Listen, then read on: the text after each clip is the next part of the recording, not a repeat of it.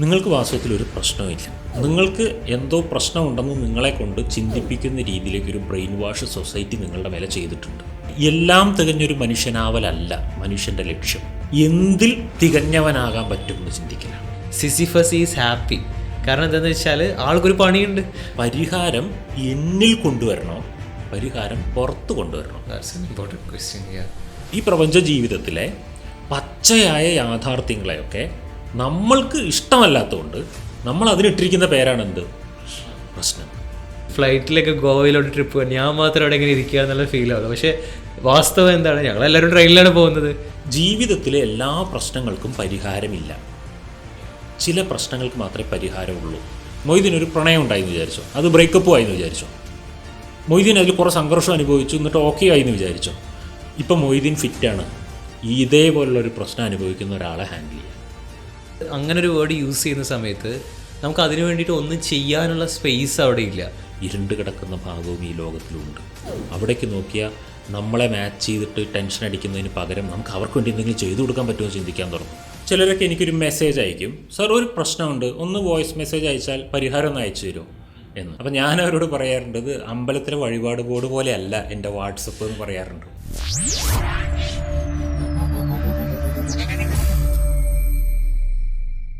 Hi friends, modern wisdom Malayalam പോഡ്കാസ്റ്റിലോട്ട് നിങ്ങൾക്ക് വീണ്ടും സ്വാഗതം. ഞാൻ മൊയ്തീൻ, എൻ്റെ കൂടെ Anilkumar PC. So welcome to the programme. Thank you. ഞാൻ സാറിൻ്റെ ഒരു വീഡിയോ കാണാനുണ്ടായി. അതിൽ പറഞ്ഞൊരു മെയിൻ പോയിൻ്റ് എന്നെ ഒന്ന് സ്ട്രൈക്ക് ചെയ്തു.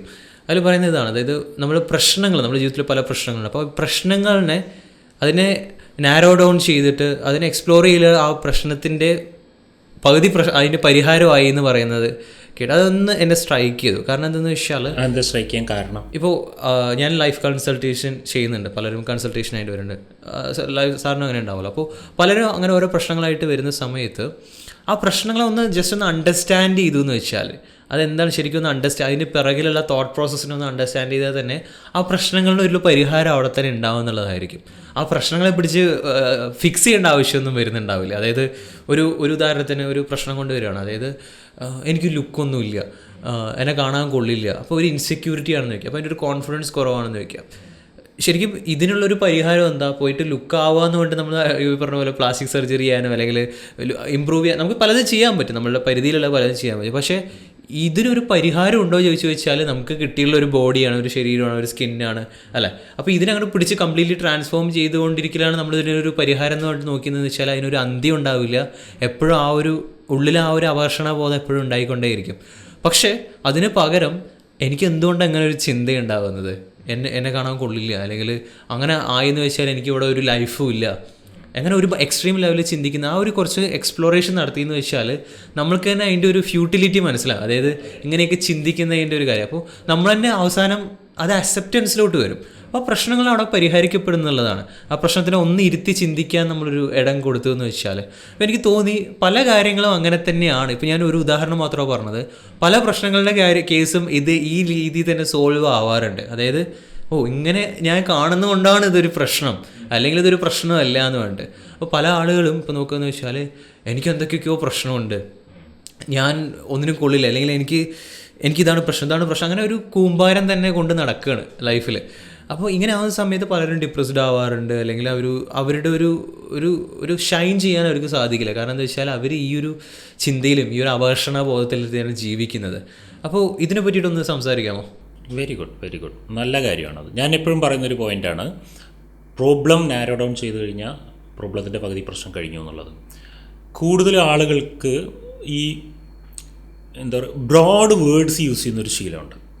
എൻ്റെ ജീവിതം ആകെ പ്രശ്നത്തിലാണ്, എനിക്കൊരു തുള്ളി മനസ്സമാധാനമില്ല, എൻ്റെ ജീവിതത്തിൽ ഒരു തരി സന്തോഷം അനുഭവിച്ചിട്ടില്ല. ഇതൊക്കെയാണ് ഈ ഹോൾസെയിൽ വേർഡ്സ് എന്ന് പറയും നമ്മൾ ഇതിനെ. ഇത്തരം വാക്കുകൾ ഉപയോഗിച്ചിട്ട് ചില ആളുകൾ കൺസൾട്ടേഷനൊക്കെ വരുമ്പോഴും, അല്ലെങ്കിൽ നമ്മൾ പബ്ലിക് പ്രോഗ്രാംസിലാണെങ്കിലും അങ്ങനെ പറയുന്നവരോട് ഞാൻ അപ്പം തന്നെ അതിനെ ബാൻ ചെയ്യിപ്പിക്കും. ആ words, do not use these kind of words എന്ന് ഞാൻ പറയാറുണ്ട്. കാരണം ഈ വേർഡ്സ് നമ്മളുടെ ശരിക്കുള്ള പ്രശ്നത്തിൽ നിന്ന് മുങ്ങാനുള്ളൊരു ടെക്നിക്കായിട്ടാണ് എനിക്ക് തോന്നിയിട്ടുള്ളത്.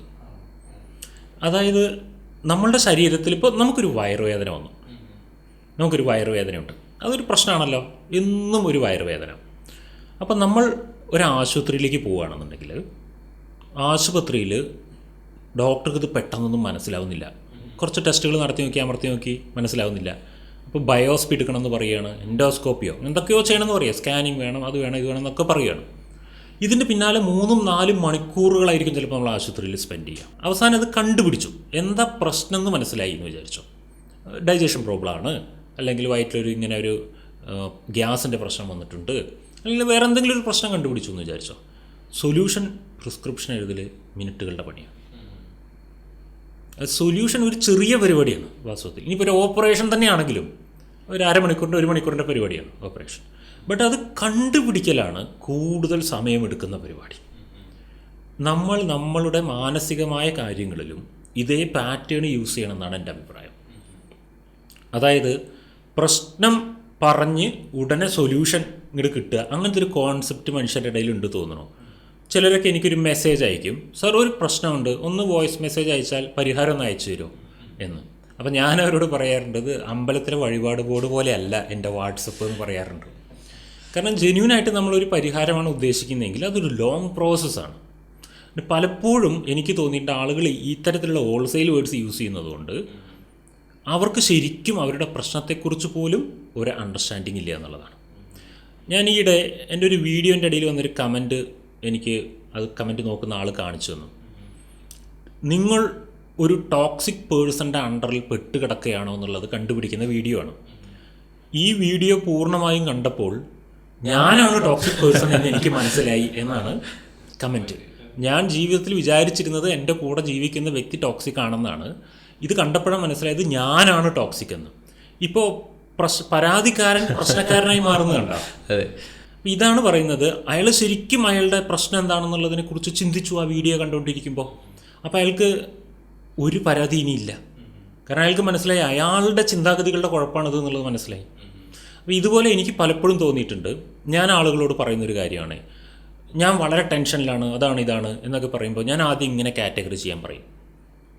നിങ്ങളുടെ പ്രശ്നം ജോലി സ്ഥലത്തെ പ്രശ്നമാണോ, ഫാമിലിയിലെ പ്രശ്നമാണോ, സൊസൈറ്റിയിലെ പ്രശ്നമാണോ, അവനവൻ്റെ പ്രശ്നമാണോ? അതിനെ ഒന്ന് കാറ്റഗറൈസ് ചെയ്യാൻ പറയും. ചിലപ്പോൾ ചില പ്രശ്നം പലയിടത്തും റിഫ്ലക്റ്റ് ആയിട്ടുണ്ടാവും, എന്നാലും കൂടുതൽ എവിടെയാണ് അത് ഡിസ്റ്റർബ് ചെയ്യുന്നത്. അപ്പോൾ ആ വ്യക്തി പറയുകയാണെന്ന് വിചാരിച്ചോ, ഫാമിലിയിലാണ് പ്രശ്നം എന്ന് പറയുകയാണെന്ന് വിചാരിച്ചോ. അപ്പം ഞാൻ ചോദിക്കുക വീണ്ടും, ഫാമിലിയിൽ ആരുടെ കൂടെയാണ് പ്രശ്നം? ആരോടോൺ ചെയ്യും. ഹസ്ബൻഡിൻ്റെ കൂടെയാണോ, മക്കളുടെ കൂടെയാണോ, അച്ഛനമ്മയുടെ കൂടെയാണോ, അമ്മായിയമ്മയുടെ അങ്ങനെ കൂടെയാണോ? ഇപ്പോൾ ഒരു ഫീമെയിൽ ആണെങ്കിൽ അങ്ങനെ പറയുന്നു. അപ്പോൾ വീണ്ടും അവർ നാരോ ഡൗൺ ചെയ്ത് ആരുടെ കൂടെയാണ് എന്നുള്ളത് കണ്ടുപിടിക്കുന്നു. ആ വ്യക്തിയുടെ കൂടെ എന്തെല്ലാം കാര്യങ്ങളിലാണ് പ്രശ്നം? എല്ലാ കാര്യങ്ങളിലും പ്രശ്നമാണോ? അല്ല, ചില കാര്യങ്ങളിലാണ് പ്രശ്നം. നോക്കൂ, ആ ഒരു പ്രശ്നം എൻ്റെ ജീവിതമേ ശരിയല്ല എന്നുള്ളതായിരുന്നു പുള്ളിയുടെ ഡെഫിനിഷൻ. ഇപ്പോൾ നോക്കൂ, ജീവിതത്തിലെ 100 കണക്കിന് കാര്യങ്ങളെ നമ്മൾ എലിമിനേറ്റ് ചെയ്ത് ഏതോ ഒരു ചെറിയൊരു സാധനത്തിലാണ് ശരിക്കും പ്രശ്നമുള്ളൂ. അപ്പോൾ നമ്മൾ വയറിനകത്ത് ഒരു ചെറിയൊരു പോർഷനിൽ ഒരു ചെറിയൊരു ഭാഗത്തുണ്ടായ ഒരു ചെറിയ പ്രശ്നം നമുക്ക് ആകമൊത്ത വയറുവേദനയായിട്ടാണ് ചിലപ്പോൾ ഫീൽ ചെയ്യുക. നമ്മുടെ ബോഡിയിൽ എവിടെയോ ഒരു ചെറിയൊരു ഇൻഫെക്ഷൻ ഉണ്ടാകുമ്പോൾ നമുക്ക് ടോട്ടൽ പനിയായിട്ട് കിടക്കുന്ന പോലെയാണ് ഫീൽ ചെയ്യുക. ഇതുപോലെയാണ് മനസ്സ് ഇങ്ങനെയാണ് നമുക്ക് മെസ്സേജ് തരുന്നത്, എനിക്ക് ആകെ പ്രശ്നമാണ്. അപ്പോൾ നമ്മൾ അതിനെ നാരോ ഡൗൺ ചെയ്ത് കൊണ്ടുവരുമ്പോൾ, ഇങ്ങനെ നാരോ ഡൗൺ ചെയ്യുമ്പോൾ ആദ്യം ഈ നാരോ ഡൗൺ ചെയ്യുന്ന ആൾക്ക് മനസ്സിലാവുന്ന കാര്യം എന്താ അറിയോ? ആക്ച്വലി എൻ്റെ ജീവിതത്തിൽ വേറെ കുറേ തലങ്ങളിൽ ഒരു പ്രശ്നമില്ല എന്നുള്ളതാണ്. ജീവിതം മൊത്തം പ്രശ്നമാണെന്ന് പറഞ്ഞ ആൾ നോക്കിയേ, ഞാൻ ഇങ്ങനെ ഒരു അരമണിക്കൂറിന് ശേഷം പറയുന്ന കാര്യം നോക്കിയേ, നിങ്ങളുടെ ജീവിതത്തിലെ 100 കണക്കിന് ആസ്പെക്റ്റുകളിൽ ഒരു സ്ഥലത്ത് പ്രശ്നമുണ്ട്. ഇതേ നിങ്ങൾ പറയാൻ പാടുള്ളൂ. I have this problem in this area of my life എന്നേ പറയാൻ പാടുള്ളൂ. അപ്പം തന്നെ എന്തായെന്ന് അറിയോ, ടോട്ടലി എൻ്റെ ലൈഫ് പോക്ക എന്ന് പറഞ്ഞിട്ടുള്ള ആ ഒരു ബ്ലൈൻഡ് വേർഡിൽ നിന്ന് നമ്മൾ രക്ഷപ്പെടും. അതെ, എനിക്ക് തോന്നുന്നത് അങ്ങനെ ഒരു വേർഡ് യൂസ് ചെയ്യുന്ന സമയത്ത് നമുക്ക് അതിന് വേണ്ടിയിട്ട് ഒന്നും ചെയ്യാനുള്ള സ്പേസ് അവിടെ ഇല്ല. എൻ്റെ ലൈഫ് മൊത്തം പോക്കാന്ന് പറയുന്ന സമയത്ത് നമുക്ക് അവിടെ എന്ത് ചെയ്യാൻ പറ്റും? ഒരു വിക്റ്റിമായി നിൽക്കുകയാണ്, അവിടെ ഒന്നും ചെയ്യാനില്ല. പക്ഷേ നമ്മൾ ഈ സാർ പറഞ്ഞ പോലെ അതിനൊന്ന് നാരോ ഡൗൺ ചെയ്ത് ഒന്ന് എക്സ്പ്ലോർ ചെയ്ത് നോക്കുന്ന സമയത്ത് ഓക്കെ, ഇതാണ് കാര്യം, എനിക്ക് ഇവിടെ ഇന്നത് ചെയ്യാന്നുള്ളൊരു ഇതുകൂടി നമുക്ക് ആ ഒരു കാണുമ്പോൾ തന്നെ ഇവിടെ അതിന് വേണ്ടിയിട്ട് എന്ത് ചെയ്യാന്നുള്ളൊരു പോസിബിലിറ്റീസ് കൂടി നമുക്ക് അവിടെ കാണാൻ പറ്റും. ആക്ഷനബിൾ ആയിട്ട് എന്തെങ്കിലും ചെയ്യാമെന്നുണ്ട്. പക്ഷേ എനിക്കിതൊക്കെയാണ് എൻ്റെ ജീവിതം എങ്ങനെയാണെന്ന് പറയുന്ന സമയത്ത് നമ്മളൊരു ലൈഫിനെ മൊത്തം ജനറലൈസ് ചെയ്തിട്ട് നമ്മൾ അങ്ങനെ പോകുന്ന സമയത്ത് നമ്മളൊരു വിക്റ്റിമായി. പിന്നെ അവിടെ നമുക്കൊന്നും ചെയ്യാനില്ല, നമ്മൾ പവർലെസ്സായി. പിന്നെ എനിക്ക് ഈ പ്രശ്നങ്ങളൊക്കെ ഉണ്ടെന്ന് വേണ്ടി കരഞ്ഞ് നടക്കാനേ പറ്റുള്ളൂ. അതെ, ഇപ്പോൾ എൻ്റെ വണ്ടി സ്റ്റാർട്ടാവണില്ല, ഒരു പ്രശ്നമാണ്. നമ്മളൊരു മെക്കാനിക്കിനെ വിളിച്ചു, വണ്ടി കംപ്ലീറ്റ് കേട് വന്നു സ്ക്രാപ്പ് ചെയ്തോ എന്നല്ലല്ലോ പറയുക. അത് എവിടെയോ ഒരു ചെറിയൊരു സ്പാർക്ക് പ്ലഗിൻ്റെ പ്രശ്നം ചിലപ്പോൾ ഉണ്ടാവുള്ളൂ, പക്ഷേ അതൊരു ഇമ്പോർട്ടൻറ്റ് സാധനമാണ് വണ്ടി സ്റ്റാർട്ടാവുന്നിടത്ത്. ഇതുപോലെ ഏതോ ഒരു ചെറിയ വളരെ സിമ്പിളായിട്ടുള്ളൊരു കാര്യത്തിലുള്ള പ്രശ്നത്തെയാണ് നമ്മൾ ടോട്ടൽ വണ്ടിയുടെ പ്രശ്നമായിട്ട് പറയുന്ന പോലെയാണ് ലൈഫിലും. അപ്പോൾ ഈ നാരോ ഡൗൺ ചെയ്യുന്ന അടുത്തൊരു സ്റ്റെപ്പ് ഞാൻ പറഞ്ഞുതരാം. രണ്ടാമത് ചെയ്യുന്നൊരു വർക്കാണ് ഇത്. നിങ്ങൾ ഐഡൻറ്റിഫൈ ചെയ്തല്ലോ പ്രോബ്ലം എന്താണെന്നുള്ളത്. ഇത് പരിഹാരം ഉള്ള പ്രശ്നമാണോ പരിഹാരം ഇല്ലാത്ത പ്രശ്നമാണോ എന്ന് കണ്ടുപിടിക്കലാണ്. അത് വലിയൊരു പോയിൻ്റാണ്. ജീവിതത്തിലെ എല്ലാ പ്രശ്നങ്ങൾക്കും പരിഹാരമില്ല. ചില പ്രശ്നങ്ങൾക്ക് മാത്രമേ പരിഹാരമുള്ളൂ. ഈ പരിഹാരം ഇല്ലാത്ത പ്രശ്നം എന്ന വാക്കെന്നെ സൂക്ഷിക്കണം. പരിഹാരം ഇല്ല എങ്കിൽ പിന്നെ അതൊരു പ്രശ്നമല്ല, അത് റിയാലിറ്റിയാണ്. That is the reality. അതിനെ നമ്മൾ പ്രശ്നമെന്ന പേരിട്ടിരിക്കുന്നു. ഫോർ എക്സാമ്പിൾ, മൊയ്തീന് പരീക്ഷയാണെന്ന് വിചാരിച്ചോ. മൊയ്തീനൊന്നും പഠിച്ചിട്ടില്ല. അപ്പോൾ ഈ പരീക്ഷ ദിവസം രാവിലെ മൊയ്തീൻ വലിയ പ്രശ്നത്തിലായിരിക്കില്ലേ? പരീക്ഷ മൊയ്തീൻ ഒരു പ്രശ്നമല്ല. അപ്പോൾ വാസ്തവത്തിൽ ഈ പരീക്ഷ എന്ന സാധനം കണ്ടുപിടിച്ചത് മനുഷ്യന് പ്രശ്നം ഉണ്ടാക്കാനാണോ മനുഷ്യന് ഒരു സ്റ്റെപ്പ് അപ്പ് ചെയ്യാനാണോ? സ്റ്റെപ്പ് അപ്പ് ചെയ്യാനാണോ അല്ലേ? അപ്പോൾ നമ്മളെ ഉയർത്തുവാൻ വരുന്ന ഒരു സാധനം പരീക്ഷ, അത് പക്ഷെ നമുക്കൊരു പ്രശ്നമാണ്. അപ്പോൾ അതൊരു പ്രശ്നമാണെന്ന് ഞാൻ ഡിഫൈൻ ചെയ്യാൻ കാരണം ഞാൻ പ്രിപ്പയർ ചെയ്തിട്ടില്ല എന്നുള്ളതാണ്. അപ്പോൾ ആക്ച്വലി നമ്മളെ വളർത്താൻ വരുന്നൊരു സാധനത്തിന് പോലും നമ്മളെ തളർത്താൻ വരുന്നൊരു സാധനമായിട്ട് തോന്നും. കാരണം നമ്മൾ പ്രിപ്പയർഡ് അല്ല. ഒരു ഗ്ലാസ് ഒരു കല്ല് കൊണ്ട് എറിഞ്ഞുടച്ചു, ഗ്ലാസ് പൊട്ടി, കല്ല് പൊട്ടിയില്ല. ഗ്ലാസിൻ്റെ ഭാഗത്ത് ഒരു കുറ്റമുണ്ട്, ബാക്കിയെല്ലാം ഓക്കെ, നമുക്ക് ചിന്തിക്കാം. ഒരു കുറ്റം ഗ്ലാസിൻ്റെ ഭാഗത്തുണ്ട്. എന്താ കുറ്റം? ഒരു കല്ലിൻ്റെ കൂടെ ഏറ്റുമുട്ടാൻ മാത്രമുള്ള ബലമുള്ള ഒരു ആയിട്ടിരിക്കുന്നില്ല അത് എന്നുള്ള കുറ്റം. അത് ഗ്ലാസിൻ്റെ കുറ്റമാണ്. ആ ഗ്ലാസ് ആ പവർ ഉള്ളൊരു സാധനം ആയിരുന്നെങ്കിൽ, അഥവാ നമ്മൾ ഗ്ലാസ് കണ്ടുപിടിച്ചപ്പോൾ ഒരു കല്ലിനോട് ഏറ്റുമുട്ടിയാൽ കല്ല് പൊട്ടും എന്നൊരവസ്ഥ ആയിരുന്നു എന്ന് വിചാരിച്ചോ. അങ്ങനെയാണെങ്കിൽ ഗ്ലാസ് പൊട്ടില്ലല്ലോ. അതായത് നമ്മൾ പ്രശ്നങ്ങളുമായിട്ട് എപ്പോഴും ഏറ്റുമുട്ടിക്കൊണ്ടിരിക്കേണ്ടി വരുന്ന ഒരു ജീവിതത്തിലാണ്. അപ്പോൾ ഇവിടെ രണ്ട് പോയിന്റുകൾ ചിന്തിക്കുവാനുണ്ട്. ഒന്ന്, നമ്മളിലേക്ക് ഏറ്റുമുട്ടാൻ വരുന്ന പ്രശ്നങ്ങളുടെ സ്ട്രെങ്ത്ത്, മറ്റൊന്ന് നമ്മുടെ സ്ട്രെങ്ത്ത്. നമുക്ക് രണ്ട് ഓപ്ഷൻ ഉണ്ട് പ്രശ്നങ്ങളിൽ നിന്ന് മാറിപ്പോയി. ഞാൻ ആദ്യൊരു പോയിന്റ് പറഞ്ഞില്ലേ, പരിഹാരമുള്ള പ്രശ്നമാണോ പരിഹാരം ഇല്ലാത്ത പ്രശ്നമാണോ എന്നുള്ളത്. ഇതിൽ പരിഹാരമില്ലാത്ത പ്രശ്നമാണെന്ന് വിചാരിച്ചോ പ്രശ്നം. എന്നാൽ എന്തു ചെയ്യണം എന്നുള്ളത് നമുക്കിത് കഴിഞ്ഞിട്ട് ഡിസ്കസ് ചെയ്യാം. ഓക്കെ, ഇപ്പം നമുക്ക് പരിഹാരമുള്ള പ്രശ്നം എന്ന് പറയുന്ന പോയിന്റ് ഉണ്ടല്ലോ, ആ പ്രശ്നമാണെന്ന് മനസ്സിലാക്കിക്കോളൂ. അങ്ങനെയെങ്കിൽ വീണ്ടും ഒരു ക്വസ്റ്റ്യൻ നാരോ ഡൗൺ ചെയ്യാൻ. പരിഹാരം എന്നിൽ കൊണ്ടുവരണോ പരിഹാരം പുറത്ത് കൊണ്ടുവരണോ? അതാണ് മെയിൻ പോയിന്റ്. ഇപ്പോൾ ലുക്കിൻ്റെ കാര്യം പറഞ്ഞു. എനിക്ക് ലുക്കില്ല എന്ന് എനിക്ക് തോന്നുവാണെന്ന് വിചാരിച്ചോ, ഞാൻ എന്താ പരിഹാരം ചെയ്യുക?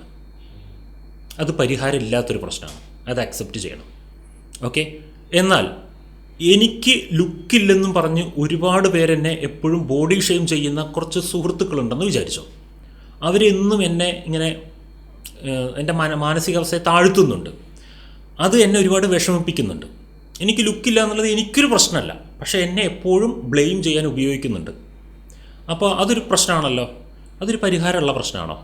അത് പരിഹാരമുണ്ട്, നമുക്ക് അവരെ മാറ്റാം. അല്ലെങ്കിൽ അതെ, ആ സുഹൃത്തുക്കൾക്ക് എൻ്റെ ലുക്ക് പരിഗണിക്കാതെ ഉൾക്കൊള്ളാൻ പറ്റില്ലെങ്കിൽ അവരെൻ്റെ സുഹൃത്തുക്കളായിരിക്കണ്ട.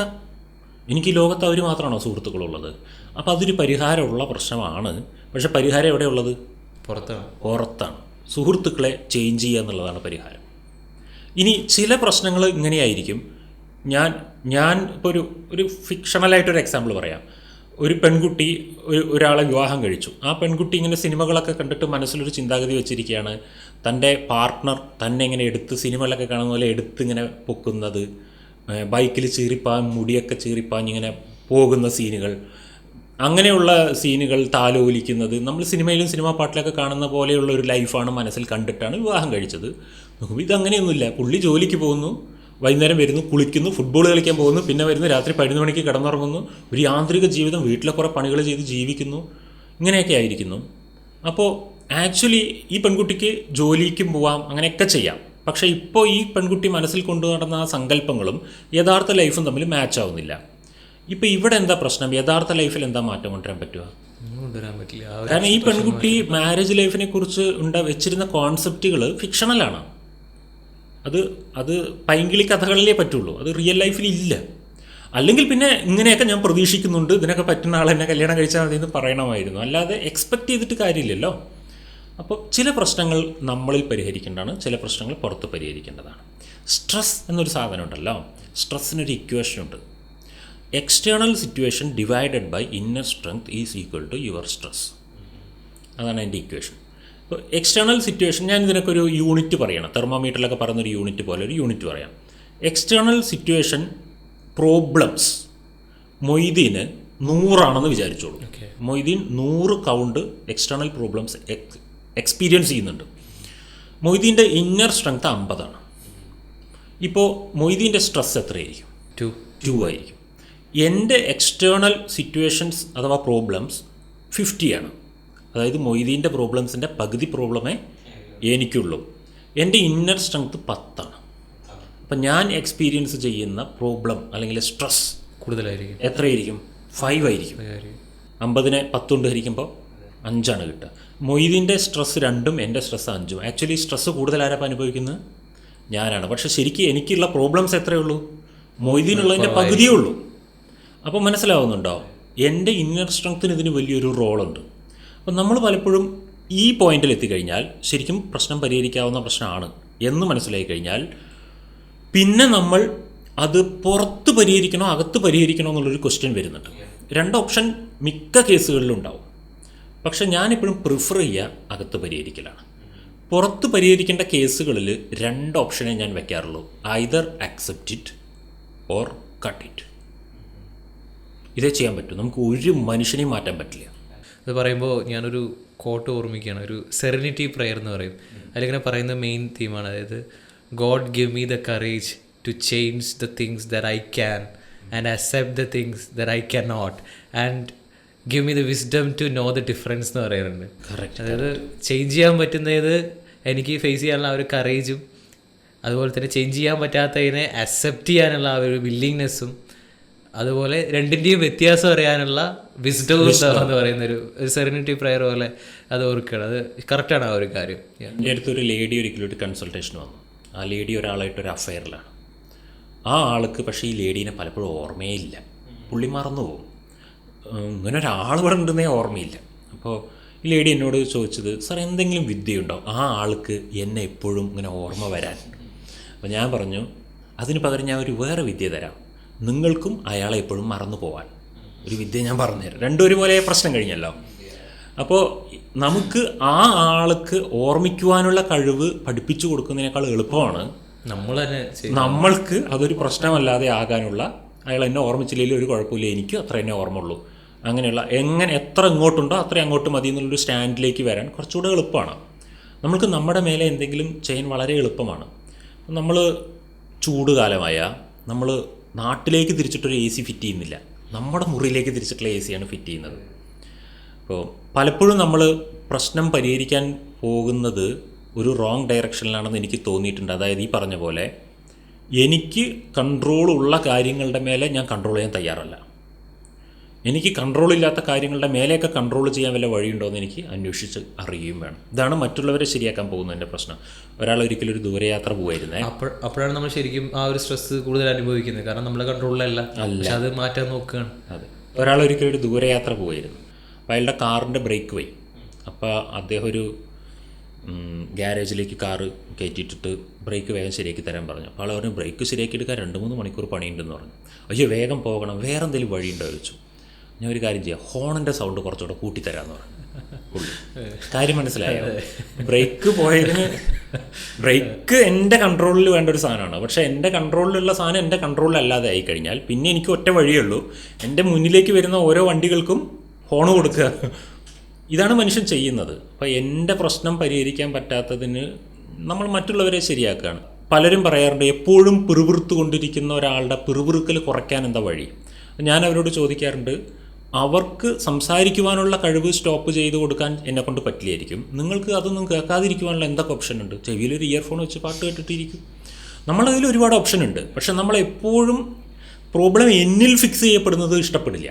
അത് വേറൊരാളിൽ ഫിക്സ് ചെയ്യുമ്പോൾ നമുക്കൊരു സമാധാനമാണ്. കാരണം അയാളായിരുന്നു പ്രശ്നക്കാരൻ, അയാളെ പരിഹരിച്ചു എന്നുള്ളത്. അപ്പോൾ ഈ accept it or cut it എന്ന് പറയുന്ന ഒരു പോയിന്റ് നമുക്ക് വളരെ ഇമ്പോർട്ടൻ്റ് ആണ് അവിടെ. ഇതാണ് നാരോ ഡൗൺ ചെയ്ത് എത്തുന്ന ഒരു പോയിന്റ്. ഇനി അത് എന്നിൽ മാറ്റമുണ്ടാക്കിക്കൊണ്ട് ഒരു പരിവർത്തനം അല്ലെങ്കിൽ ഒരു ഒരു ഒരു ന്യൂ എക്സ്പീരിയൻസിലേക്ക് ലൈഫ് കൊണ്ടുപോകാൻ ഒരാൾ ശ്രമിക്കുകയാണെങ്കിൽ അവിടെ ഒരുപാട് കാര്യങ്ങൾ നമുക്ക് ചെയ്യാൻ തുടങ്ങാനുണ്ട്. അവിടെയാണ് ശരിക്കും പറഞ്ഞാൽ സ്പിരിച്വാലിറ്റി, സൈക്കോളജി ഒക്കെ വർക്ക് ചെയ്യുന്നത്. എനിക്ക് തോന്നുന്നത് ഈ പ്രോബ്ലത്തിൻ്റെ കാര്യം പറയുന്ന സമയത്ത് നമ്മൾ അതൊരു സൈക്കോളജിയാണ്. അതായത് നമ്മൾ അതിനെ നോക്കിക്കാണുന്ന രീതി എന്ന് പറയുന്നത് ഒരു പ്രോബ്ലത്തിനെ ശരി നമ്മളൊരു പ്രോബ്ലം മനസ്സിലാക്കണം. ഓക്കെ, ഇത് തന്നെ ഡിസ്കംഫേർട്ട് ഉണ്ടാക്കുന്നുണ്ട് അല്ലെങ്കിൽ ഇതൊരു ഇഷ്യൂ ക്രിയേറ്റ് ചെയ്യുന്നുണ്ട് എന്ന് പറഞ്ഞിട്ട് അപ്പോൾ അതിനൊരു പ്രോബ്ലമായിട്ട് കാണാം. ഞാൻ ഉദ്ദേശിക്കുന്നത് എന്താ വെച്ചാൽ ആ പ്രോബ്ലം എന്ന് പറയുന്ന വേർഡിന് അറിയാമല്ലോ, അതിലൊരു എന്തോ ഒരു ബുദ്ധിമുട്ടിക്കുന്ന കാര്യമുണ്ട്, ഞാൻ അതിൻ്റെ വിക്റ്റിമാണ് എന്നുള്ളൊരു രീതിയിൽ. പക്ഷെ അങ്ങനെ കാണാതെ ഞാൻ എപ്പോഴും മൈൻഡ് സെറ്റിൽ വൈസിൽ ഞാൻ റീതിങ്ക് ചെയ്യുന്ന ഒരു കാര്യം അല്ലെങ്കിൽ ഞാൻ മറ്റുള്ളവർക്ക് റെക്കമെൻഡ് ചെയ്യുന്ന കാര്യം എന്തെന്ന് വെച്ചാൽ അതിനൊരു ചലഞ്ചായിട്ട് കാണുക എന്നുള്ളതാണ്. പ്രോബ്ലത്തിന് പകരം ഒരു ചലഞ്ചായിട്ട് കാണാം. രണ്ട് ഡിഫറൻസ് ഉണ്ട്. കാരണം എന്താ വെച്ചാൽ ചലഞ്ചായിട്ട് കാണുക എന്ന് പറയുമ്പോൾ അവിടെ ഉദ്ദേശിക്കുന്നത് ഞാൻ അതിൻ്റെ വിക്റ്റിമല്ല, ഇതെൻ്റെ മുന്നിലുള്ള ഒരു ഒബ്സ്റ്റക്കിളാണ്. പക്ഷേ എൻ്റെ ഡ്യൂട്ടി എന്താണ്, അതിനെ മറികടക്കുക അല്ലെങ്കിൽ അതിനു വേണ്ടി ഒരു ആക്ഷൻസ് എടുക്കുക എന്നത്. പലപ്പോഴും ഞാൻ ഈ ഒരു കാര്യത്തിലുള്ള ഒരു സൈക്കോളജി എന്ന് വെച്ചാൽ പല ആളുകളും പ്രശ്നങ്ങൾ ഉണ്ടാകുമ്പോൾ ഒരു സെൽഫ് പിറ്റിയിങ്ങിലോട്ട് പോകുന്നുള്ളതാണ്. സെൽഫ് പിറ്റിയിങ് എന്ന് പറയുന്ന സമയത്ത് എനിക്ക് ഈ പ്രശ്നങ്ങളുണ്ട് എന്ന് പറഞ്ഞ് നടക്കുന്നതിൻ്റെ ഒരു ഐഡന്റിറ്റി ആയിട്ട് എടുക്കും. അതായത് അതിൽ കുറേ അതെ അതാണ് അതിൻ്റെ പിറകിലുള്ള കാര്യങ്ങൾ അതൊക്കെയാണ്. പക്ഷെ ഇങ്ങനെ ആവുന്ന സമയത്ത് ഒരാൾക്കും പ്രോബ്ലംസ് പോവില്ല. അതായത് എനിക്ക് ഇന്ന പ്രശ്നങ്ങളുണ്ട്, ഞാൻ ലോൺലിയാണ്, അല്ലെങ്കിൽ എനിക്ക് അതില്ല ഇതില്ല, ഞാൻ ഇങ്ങനെയാണ്, എനിക്ക് മാറാൻ പറ്റുന്നില്ല, എനിക്ക് പലപ്പോഴും തോന്നിയിട്ടുണ്ട് ഇനി ഇതിൽ തന്നെ നിൽക്കാൻ വേണ്ടിയിട്ട് തന്നെ ഉള്ളൊരു സംഭവമാണ്. ഇവർക്ക് ശരിക്കും പ്രോബ്ലത്തിനെ ഓവർകം ചെയ്യണ്ടേ എന്ന് പലപ്പോഴും തോന്നിയിട്ടുണ്ട് നമ്മൾ. കാരണം ആ ഒരു സെൽഫ് പിറ്റിയിങ് മോഡിലോട്ട് പോയി എന്ന് വെച്ചാൽ പറയുന്നത് പല ആളുകൾക്കും അതിൽ തന്നെ ജീവിക്കുവാൻ പോലും ഇഷ്ടമായി തുടങ്ങും. ഡേഞ്ചർ സോണാണത്. കാരണം ആ ഒരു വീക്ക്നെസ്സിൽ നിൽക്കുന്ന സമയത്ത് കിട്ടുന്ന മേ ബി സിമ്പതി ആയിരിക്കും അല്ലെങ്കിൽ ഹെൽപ്ലെസ് ആയിട്ട് ഫീൽ ചെയ്യുന്നതായിരിക്കാം, ഐ ഡോണ്ട് നോ.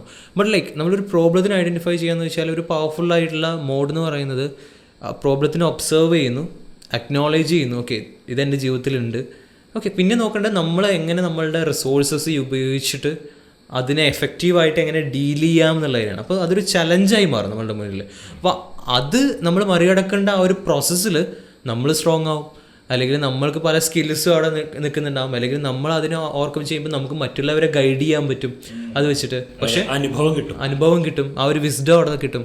പക്ഷേ എല്ലാം പ്രശ്നങ്ങളാണെന്ന് പറഞ്ഞിട്ട് നിൽക്കുന്ന സമയത്ത് നമ്മൾ അതിനൊക്കെ എസ്കേപ്പ് ചെയ്യാനാണ് നോക്കുന്നത്, ഒരു വിക്റ്റിമായിക്കൊണ്ടേയിരിക്കും. അപ്പോൾ ഞാനതുകൊണ്ട് എപ്പോഴും പറയാറുണ്ടേ, പ്രോബ്ലംസ് എന്ന് നിങ്ങൾ വിളിക്കുന്ന ആ സാധനങ്ങൾ അത് നിങ്ങളെ തകർക്കാൻ വരുന്നവരല്ല, അത് നിങ്ങളുടെ എബിലിറ്റി ടെസ്റ്റ് നടത്താൻ വരുന്ന മാസ്റ്റേഴ്സാണ്.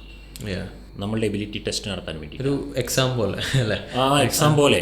ഇപ്പോൾ എനിക്ക് എൻ്റെ ജീവിതത്തിൽ ഇങ്ങനെ സംസാരിക്കുമ്പോൾ എൻ്റെ ജീവിതത്തിൽ നിന്ന് എടുത്ത് പറയാൻ ഒരുപാട് സ്ട്രഗിൾസിൻ്റെ എക്സാമ്പിൾസ് ഉണ്ട്.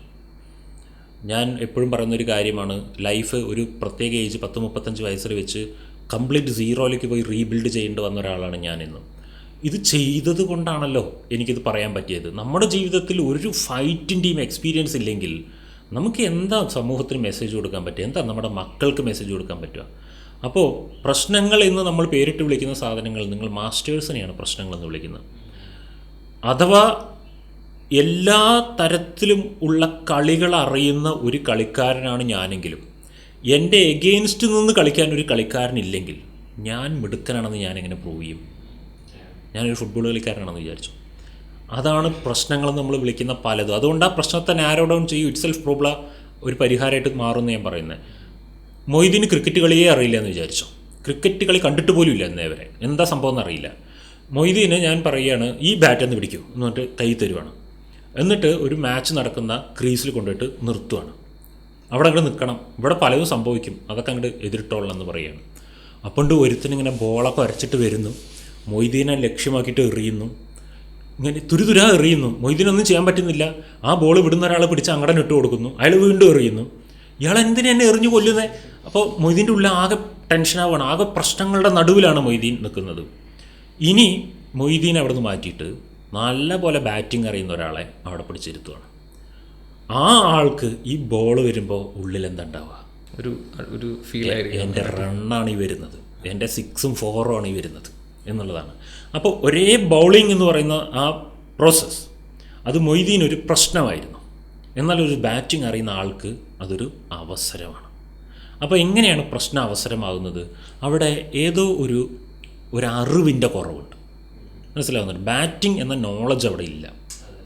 അപ്പോൾ ആ ഒരു വിഷയം പ്രശ്നമായി മാറുന്നത്, ആ ബൗളിംഗ് അവിടെ എന്തായാലും നടക്കും, അവിടെ ബാറ്റിംഗ് എന്ന എൻ്റെ ഭാഗത്ത് നിന്ന് ഇടാനുള്ളൊരു സാധനമുണ്ട്, അത് എനിക്ക് ഇപ്പോഴും മനസ്സിലായിട്ടില്ല എന്നുള്ളതാണ് പ്രശ്നം. അത് ഞാൻ മനസ്സിലാക്കി കഴിഞ്ഞാൽ പിന്നെ മൊയ്തീൻ ഇത് പഠിച്ചു എന്ന് വിചാരിച്ചോ, ഈ ബാറ്റിംഗ് എന്ന് പറയുന്ന ഐഡിയ, ആ നോളജ് മൊയ്തീൻ്റെ കയ്യിൽ വന്നു കഴിഞ്ഞാൽ, സ്കില്ല് വന്നു കഴിഞ്ഞാൽ, പിന്നെ മൊയ്തീന് പണ്ട് പ്രശ്നമായി കണ്ടിരുന്ന ആ അത് അന്നൊരു ഏറായിരുന്നു. ഇപ്പം മൊയ്തീൻ അതിനെ വിളിക്കുക ബൗളിംഗ് എന്നാണ്. വേർഡ് മാറില്ല, ഒരു പാർട്ട് ഓഫ് ദ പ്രോസസ്സായി വളരാനുള്ള അവസരം തരുന്നൊരു സാധനമാണത്. എനിക്ക് തോന്നുന്നു വലിയൊരു പ്രശ്നം എന്ന് പറയുന്നത് ഇതിൽ തന്നെ പറയാനുള്ളത് എന്താണെന്ന് വെച്ചാൽ, നമ്മൾ ലൈഫിൽ ഒരു എക്സ്പെക്റ്റേഷൻ വയ്ക്കുന്നതാണ്. അതായത് പല ആളുകളും ചിന്തിക്കുന്നത്, എൻ്റെ ജീവിതം ഒരു പോയിന്റ് എത്തുമ്പോൾ ഒരു പ്രശ്നങ്ങളും ഇല്ലാതെ ഇങ്ങനെ പോകുന്നുള്ള ഒരു സംഭവമാണ്. അതാണ് എനിക്ക് തോന്നുന്നു കൂടുതൽ ഈ ഒരു ആറ്റിറ്റ്യൂഡ് ഉണ്ടാക്കുന്നത്. കാരണം നമ്മൾ അക്സെപ്റ്റ് ചെയ്യുന്നില്ല, ഓക്കെ, ജീവിതത്തിൽ ഇങ്ങനെയുള്ള സൈഡ്സും ഉണ്ടാവും. ജീവിതത്തിൽ എല്ലാ പോയിന്റിലും എല്ലാം പെർഫെക്റ്റായിട്ട് എല്ലാം പക്കയായിട്ട് നിൽക്കുന്നതായിരിക്കില്ല. ചില പോരായ്മകളുണ്ടാവും, ചില റോഡ് ബ്ലോക്സ് ഉണ്ടാവും, ഒബ്സ്റ്റക്കിൾസ് ഉണ്ടാവും. അപ്പോൾ ഇതൊക്കെ എൻ്റെ ജീവിതത്തിൽ എൻ്റെ മുന്നിലുള്ള ടാസ്ക്കാണ് എന്നുള്ള രീതിയിലല്ലാതെ, അതായത് ഇതെൻ്റെ മുന്നിലുള്ള ടാസ്ക്കാണ്, എനിക്ക് ഗ്രോ ചെയ്യാനുള്ള, എനിക്ക് വളരാനുള്ള, അല്ലെങ്കിൽ എനിക്ക് കുറച്ചുകൂടി സ്ട്രോങ്ങർ ആവാനുള്ള ടാസ്ക്കാണെന്ന രീതിയിൽ കാണുമ്പോൾ പലതും ഒരു പ്രശ്നമായിരിക്കില്ല. ഈ പറഞ്ഞ രീതിയിൽ അതൊരു നമ്മൾക്ക് ഇമ്പ്രൂവ് ആവാനുള്ള ഒരു ഓപ്പർച്യൂണിറ്റി ആയിരിക്കും പല കാര്യങ്ങളും. നമ്മൾ നോക്കുന്ന ഹിസ്റ്ററി എടുത്ത് നോക്കുകയെന്ന് വെച്ചാൽ, നമ്മൾ ഗ്രേറ്റ് എന്ന് പറയുന്ന പല ആളുകളെ നോക്കുകയെന്ന് വെച്ചാൽ, ചരിത്രങ്ങൾ ഉണ്ടായിട്ടുള്ളത് എങ്ങനെയുള്ളവരുടെയാണ്? സുഖമായി കിടന്നുറങ്ങി, സുഖമായി എല്ലാ സുഖലോലുപതകളിലും ജീവിച്ച് കംഫർട്ടായിട്ട് ജീവിച്ച ഒരു മനുഷ്യൻ്റെ ഹിസ്റ്ററി നമ്മൾ കാണുമോ? ഇല്ലല്ലോ. ഹിസ്റ്ററീസ് എന്ന് പറഞ്ഞാൽ സ്ട്രഗിൾസാണ്. അപ്പോൾ കൂടുതൽ സ്ട്രഗിൾസ് അനുഭവിച്ച ആളുള്ളതാണ് കൂടുതൽ സ്ട്രോങ് ഹിസ്റ്ററീസ് ആയിരിക്കുന്നത്. So struggles is A part of life എന്നുള്ളത് നമ്മൾ മനസ്സിലാക്കണം. പാർട്ട് ഓഫ് ലൈഫ് എന്ന് മാത്രമല്ല, സ്ട്രഗിൾസ് ഇല്ലാതെയായി ഉണ്ടാകുന്ന ഒരു പ്രശ്നത്തിന് ഞാനൊരു എക്സാമ്പിൾ പറഞ്ഞു തരട്ടെ. ഒരു ഹസ്ബൻഡ് ഒരിക്കലും ഭാര്യയെ കൊണ്ട് പൊറുതിമുട്ടിയിട്ടുള്ളൊരു കേസ് കൊണ്ട് വന്നതാണ്. കുറേ മുമ്പുള്ളൊരു സംഭവമാണ്. ഭാര്യ വെറുതെ ഫോൺ വിളിച്ചുകൊണ്ടിരിക്കും. 10, 30, 40 തവണയൊക്കെ ഓഫീസിലിരിക്കുമ്പോൾ ഫോൺ ചെയ്യും. ഓരോ പ്രശ്നങ്ങളായിട്ട് പറഞ്ഞുകൊണ്ടിരിക്കും. ഇതൊക്കെ സൊല്യൂഷൻ കൊടുക്കണം. എന്നാലും പ്രശ്നങ്ങൾ എന്തെങ്കിലും ഉണ്ടാക്കിക്കൊണ്ടിരിക്കും. അങ്ങനെ ഞാനിത് ഇടപെട്ട് ശരിയാക്കി കൊടുത്തു. ഇപ്പോൾ കോളുകൾ അങ്ങനെ വരാറില്ല. ഭാര്യയുടേതായ ലോകത്തിൽ സാറ്റിസ്ഫാക്ഷൻ കണ്ടുപിടിച്ചു. പുള്ളിയും അതിൽ കംഫർട്ടായി. പക്ഷേ പുള്ളിക്ക് ഡിപ്രഷൻ വന്നു. പുള്ളി പറയുകയാണ്, മുമ്പ് രാവിലെ മുതൽ വൈകുന്നേരം വരെ എനിക്കൊരു പണി ഉണ്ടായിരുന്നു എൻ്റെ മനസ്സിന്. ഇപ്പം എനിക്ക് പ്രത്യേകിച്ച് ഒരു പണിയില്ല. അപ്പോൾ എൻ്റെ മൈൻഡ് എന്തൊക്കെയോ ചിന്തിച്ചു കൂട്ടുന്നു. അതായത് ഫുൾ ടൈം ഒരു പസിൽ സോൾവിങ്ങിലായിരുന്നപ്പോൾ ആൾ അങ്ങനെ എൻഗേജ്ഡായി പോവുമായിരുന്നു. ഇപ്പോൾ ആ ഒരു പ്രോബ്ലം ആൾക്ക് കിട്ടാതെ ആയപ്പോൾ ആൾക്ക് ആക്ച്വലി ലൈഫ് ബോറിംഗ് ആയി മാറി. എന്നിട്ട് ആൾ പറയുന്നത് വീണ്ടും കുറച്ചിങ്ങനെ കുറുമ്പുകളും പ്രശ്നങ്ങളൊക്കെ ആയിട്ട് അതിലേക്കൊന്ന് തിരിച്ചു പോകണമെന്നിപ്പോൾ തോന്നുകയാണ്. അപ്പോൾ എനിക്ക് മനസ്സിലായൊരു കാര്യമാണ്, ഞാൻ അതിലേക്ക് തിരിച്ചു കൊണ്ടുപോകുന്നും ചെയ്തില്ല അവരെ. ആ ഇപ്പോൾ ഉള്ള ലൈഫിൽ സെറ്റ് ചെയ്ത് കൊടുക്കുക തന്നെ ചെയ്തത്. പക്ഷേ എനിക്കൊരു കാര്യം മനസ്സിലായിട്ടുണ്ട്, എന്തെങ്കിലുമൊക്കെ ഒരു ടാസ്കുകൾ, ഇതാണ് ആ വേർഡ്, അതാണ് ടാസ്കുകൾ നമുക്ക് എപ്പോഴും ഉണ്ടെങ്കിൽ മാത്രമേ ജീവിതം സംഭവിച്ചുകൊണ്ടിരിക്കുന്നു എന്നൊരു ഫീല് നമുക്ക് ഉണ്ടാവുള്ളൂ. ഈ ആൽബർട്ട് ക്യാമ്യൂസിൻ്റെ സിസിഫസിന് ഒരു നോവലുണ്ടായിരുന്നു. അപ്പോൾ അതിൽ നമ്മൾ ഈ ഒരു സിസിഫസ് എന്ന് പറഞ്ഞിട്ടുള്ള ഒരാളുണ്ടല്ലോ, ഒരു പഴയ ഹിസ്റ്റോറിക്കലായിട്ടുള്ള ഒരു മിത്തോളജിയിലുള്ള ഇതാണ്. അതായത് ഈ മലയുടെ മുകളിലോട്ട് നാരായണത്ത് ഭ്രാന്തനെ പോലെ കല്ലുരുട്ടിയിട്ട് പോയിട്ട്, വിധി എന്ന് പറയുന്നത് മുകളിലോട്ട് കല്ലുരുട്ടിയിട്ട് പോയി എന്ന് വെച്ചാൽ വീണ്ടും താഴോട്ട് തന്നെ വരും. അപ്പോൾ എറ്റേണിറ്റി മുഴുവൻ ഇങ്ങനെ കല്ലുരുട്ടി കൊണ്ടേ ഇരിക്കലാണ്. അപ്പോൾ അതിൽ ഓതർ ഫിലോസഫറാണ്. അപ്പോൾ ആൾ പറയുന്ന ഒരു കോട്ടുണ്ട്, like one must assume Sisyphus is happy. കാരണം എന്താണെന്ന് വെച്ചാൽ ആൾക്കൊരു പണിയുണ്ട്. അതായത് ആള് കണ്ടിന്യൂസ്ലി ആ ഒരു കാര്യത്തിൽ എൻഗേജ്ഡ് ആയിരിക്കണം, ഒരു ഗോൾ ഉണ്ട് എന്നുള്ള ഒരു സംഭവമാണ്. അപ്പോൾ പക്ഷേ നമ്മൾ ഡിപ്രഷനിലോട്ട് അല്ലെങ്കിൽ പോകുന്നത് നമുക്കൊരു ഈ കാര്യങ്ങളില്ല, സ്ട്രഗിളില്ല, ജീവിതത്തിൽ സ്ട്രഗിൾ ഇല്ലാതിരിക്കുന്ന സമയത്ത് നമ്മൾ ഒരു കംപ്ലേസൻസിയിലോട്ട് പോകുന്നു, അല്ലെങ്കിൽ ഒരു വീക്കായിട്ടുള്ളൊരു ക്യാരക്ടറിലോട്ട്. ഞാൻ ഈ സ്ട്രഗിൾ മേക്കിംഗ് മെക്കാനിസത്തിനെ കുറിച്ച് പറഞ്ഞുതരാം, നമ്മുടെ മൈൻഡ് സ്ട്രഗിൾസ് എങ്ങനെ ഉണ്ടാക്കുന്നു എന്നുള്ളത്. If you have A problem in the present moment, okay, നിങ്ങൾ അതിൽ എൻഗേജ്ഡ് ആയിരിക്കും, ആ പ്രോബ്ലം സോൾവ് ചെയ്യാൻ വേണ്ടിയിട്ട് എൻഗേജ്ഡ് ആയിരിക്കും. ഇപ്പോൾ ഈ പ്രസൻറ്റ് മൊമെൻറ്റിൽ ഇപ്പോൾ ഒരു റിലേഷൻഷിപ്പ് എടുത്തോ, ഒരു റിലേഷൻഷിപ്പിൽ ഇപ്പോൾ ഒരു പ്രശ്നമുണ്ട്, അങ്ങനെയെങ്കിൽ നമ്മൾ ഇപ്പോഴത്തെ പ്രശ്നത്തിൽ ഫോക്കസ്ഡ് ആയിരിക്കും. സാധാരണ ഒരു മനുഷ്യൻ്റെ അവസ്ഥ ഞാൻ പറയുന്നത് കേട്ടോ. ഇനി ഇപ്പോൾ റിലേഷൻഷിപ്പിന് പ്രശ്നമൊന്നുമില്ല എന്ന് വിചാരിച്ചോ, അങ്ങനെയെങ്കിൽ എത്ര ദിവസം അങ്ങനെ പോവുകയാണാവോ, കുറച്ച് നാളുകൾക്ക് ശേഷം ഇനിയിപ്പോൾ ഇതൊക്കെ മാറി മറിയോ എന്നുള്ളൊരു ടെൻഷനാവും. ഒന്നുകിൽ ഫ്യൂച്ചറിൽ വരാൻ പോകുന്ന ഒരു ഇമാജിനറി ദുരന്തത്തെക്കുറിച്ചിട്ട് ചിന്തിച്ചിട്ട് സ്ട്രഗിൾ ചെയ്യാൻ പറ്റും നമുക്ക്. അല്ലെങ്കിൽ ഇപ്പോൾ ഉള്ള ഈ പോലെ ആയിരുന്നു ഈ ആൾ ഒരു 5 വർഷം മുമ്പെങ്കിൽ അന്ന് എന്തായിരുന്നു അവസ്ഥ എന്ന് അതിൽ പോയിട്ട് ചകഞ്ഞുകൊണ്ടിരിക്കും. ഒന്നുമില്ല പാസ്റ്റിലെ അല്ലെങ്കിൽ ഫ്യൂച്ചറിലെ ഇമാജിനറി സ്ട്രഗിളിലോ അല്ലെങ്കിൽ മെമ്മറിയിലെ സ്ട്രഗിളിലോ പോയിട്ട് ജീവിക്കും. ഇനി ശരിക്കും അങ്ങനെയും ചിന്തിക്കുവാൻ ഒരു സ്ട്രഗിൾസും ഇല്ലയെന്ന് വിചാരിച്ചോ, അപ്പോൾ അടുത്ത വീട്ടിലെ ഇവിടുത്തെ അവിടുത്തെ ഒക്കെ സ്ട്രഗിൾസ്, അല്ലെങ്കിൽ ചിലപ്പോൾ ഏതെങ്കിലും റീൽസിലെ സീനുകൾ കണ്ടിട്ട് പോലും കരച്ചിൽ, അല്ലെങ്കിൽ ന്യൂസ് കണ്ടിട്ട് കരയാം. അമേരിക്കൻ പ്രസിഡൻ്റ് എടുത്ത തീരുമാനത്തെക്കുറിച്ചിട്ടൊക്കെ ചിന്തിച്ച് ഇവിടെ സ്ട്രഗിൾസ് ക്രിയേറ്റ് ചെയ്യാൻ വേണമെങ്കിൽ. അതായത് നമ്മൾക്കൊരു സ്ട്രഗിൾസ് ഫൈൻഡ് ചെയ്യുകയും എന്നിട്ട് അതിനെ അപലപിച്ചുകൊണ്ട് ദയനീയാവസ്ഥ സൃഷ്ടിക്കുകയും ചെയ്യുന്ന ഒരു സ്വഭാവമുണ്ടെങ്കിൽ അതിനുള്ള റീസൺ നിങ്ങൾ കണ്ടുപിടിച്ചിരിക്കും. അത് ലോകത്ത് അങ്ങനെ ധാരാളം റീസൺ കിട്ടുകയും. അപ്പോൾ ഇത്രയേ ഉള്ളൂ. ഒന്നുകിൽ നമ്മളായിട്ട് ഇൻറ്റിമേറ്റായി കിടക്കുന്ന പ്രോബ്ലംസ്, അതില്ല എന്നുണ്ടെങ്കിൽ നിങ്ങൾ നിങ്ങളുടെ അടുത്ത നെക്സ്റ്റ് ദൂരങ്ങളിലുള്ള പ്രോബ്ലംസിനെ തിരഞ്ഞുകൊണ്ടിരിക്കും.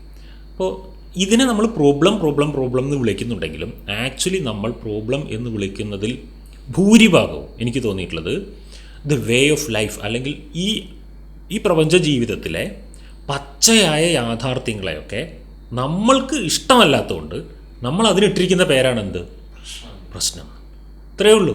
അതുകൊണ്ട് ഞാൻ 2 കാര്യങ്ങൾ എപ്പോഴും പറയാറുണ്ട്. ഇവിടെ പ്രശ്നവും പ്രശ്നമില്ലായ്മയല്ല, ഇവിടെ ധർമ്മവും അധർമ്മവും അല്ല, ഇവിടെ ഇഷ്ടവും അനിഷ്ടവും മാത്രമേ ഉള്ളൂ. അതിൻ്റെ ഒപ്പം ഇതായിട്ട് കണ്ടിന്യൂ ചെയ്ത് പറയാൻ പറ്റിയ ഒരു കാര്യമാണ്, നമ്മൾ പ്രശ്നങ്ങൾ പറയുമ്പോൾ പുറത്തുള്ള പ്രശ്നങ്ങളെ പറ്റിയിട്ടാണ് പറഞ്ഞത്, എൻ്റെ ജീവിതത്തിൽ പ്രശ്നങ്ങളുണ്ടെന്ന്. പക്ഷെ പല ആളുകളും പറയുന്ന വേറൊരു കാര്യമാണ് എനിക്കെന്തോ പ്രശ്നമുണ്ട് എന്നുള്ളത്. ഇതൊരു എന്നെ എടുത്ത് കിണറ്റിലിടണം, എന്നെ ഒന്നിനും കൊള്ളില്ല.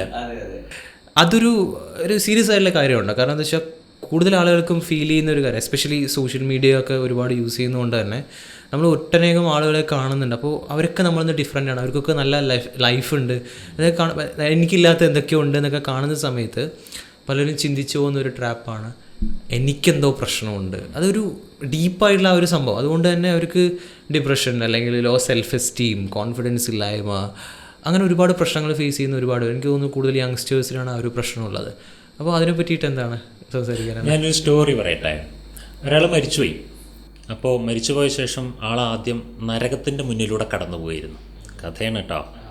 അപ്പോൾ അവിടെ നല്ല DJ പാട്ടൊക്കെ വെച്ചിട്ട് ബിയറൊക്കെ അടിച്ചിട്ട് എല്ലാവരും കൂടെ ഡാൻസ് ചെയ്തുകൊണ്ടിരിക്കുന്നു. ഗേറ്റിലാണ് കേട്ടോ, നരകത്തിൻ്റെ ഗേറ്റിലെ ഷോ ആണ് നടക്കുന്ന, ഈവനിങ് ഷോ. അവിടെ ഒരുപാട് അടിപൊളി സംഭവങ്ങളൊക്കെ നടക്കുന്നു. അപ്പോൾ ഇയാളത് കണ്ടിട്ട് അത്യാവശ്യം അതിലേക്കൊന്ന് ചേരാനൊക്കെ തോന്നി. പക്ഷേ ഈ ദൈവത്തിൻ്റെ കിങ്കരം പറഞ്ഞു, അല്ല നിനക്ക് സ്വർഗ്ഗമാണ് തന്നിരിക്കുന്നത്, ഇവിടെ ചേരാൻ പറ്റില്ലെന്ന് പറഞ്ഞ് അങ്ങോട്ട് കൊണ്ടുപോയി.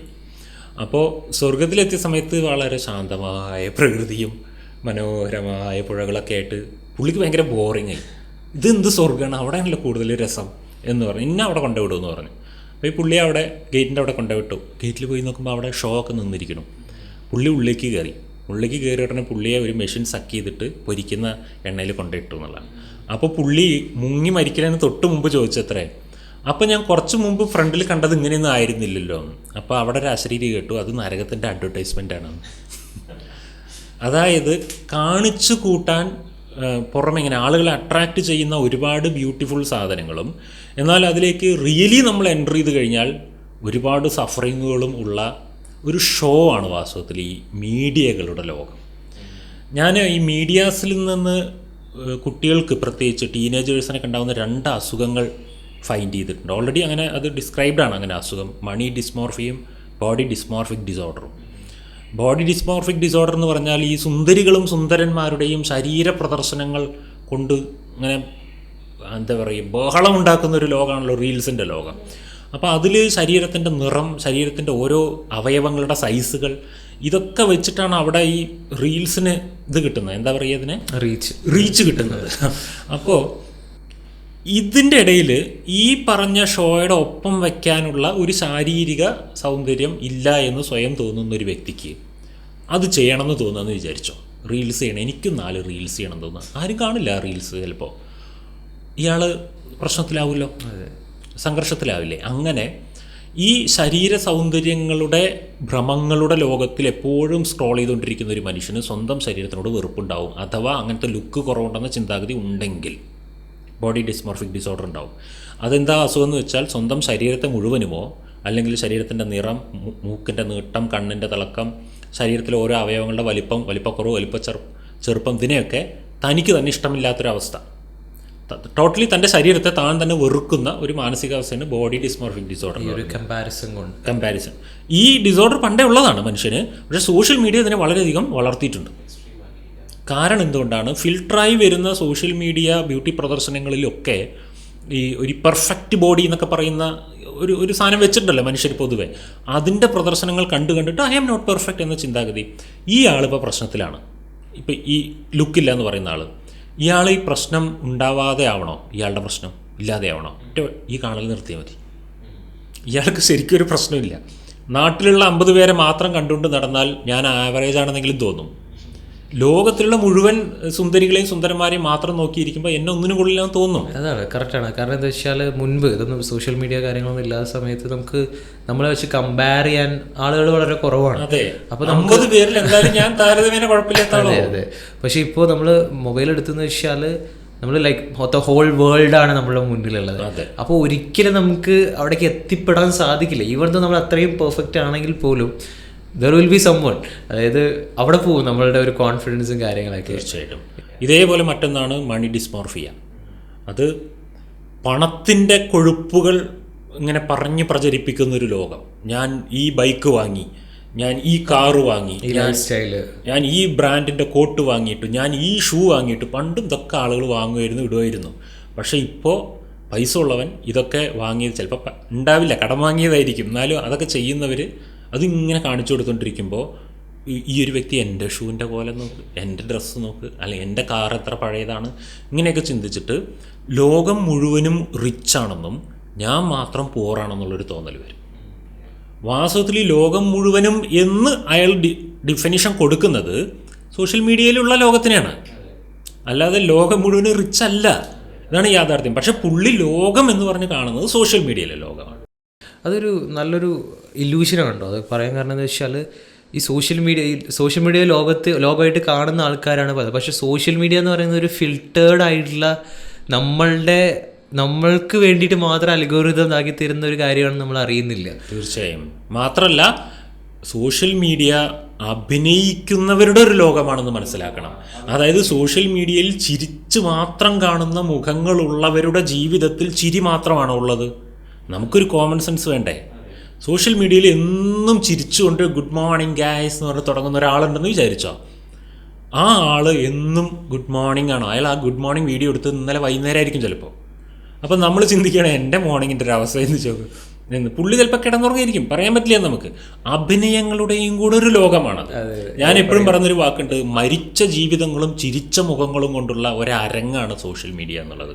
ഇത് പറയുമ്പോൾ എനിക്കൊരു ഫണ്ണിയുള്ളൊരു എക്സ്പീരിയൻസ് ഓർമ്മ വരുന്നത്. ഞാൻ പണ്ട് ഫ്രണ്ട്സായിട്ട് ടൂർ പോകുന്ന സമയത്ത് ഗോവയിലോട്ട് പോയത്. അപ്പോൾ ഞങ്ങൾ ട്രെയിനിലാണ് പോകുന്നത്. അപ്പോൾ ട്രെയിനിലാകുമ്പോൾ കുറച്ച് ബുദ്ധിമുട്ടുണ്ട് പോകാനായിട്ട്. അപ്പോൾ ട്രെയിനിൽ പോകുമ്പോൾ ഇങ്ങനെ കഥ കൊണ്ടിരിക്കുക. അപ്പോൾ ഫ്രണ്ട് ഇങ്ങനെ സ്റ്റാറ്റസ് ഇടുകയാണ്, സ്റ്റോറി ഇടുകയാണ്. അപ്പോൾ ആള് പോയിട്ട് ഗൂഗിളിൽ പോയിട്ട് ഈ പ്ലെയിനിൻ്റെ വിൻഡോ സീറ്റ് ഉണ്ടല്ലോ, അത് ഈ ഇമേജ് പോയി ഡൗൺലോഡ് ചെയ്തിട്ട് അതിനെടുത്തിട്ട് സ്റ്റാറ്റസ് ഇട്ടിരിക്കുകയാണ് ടു ഗോവ എന്ന് പറഞ്ഞിട്ട്. അപ്പോൾ ഇത് കാണുന്ന ആൾക്കാർ എന്താ വിചാരിക്കുക?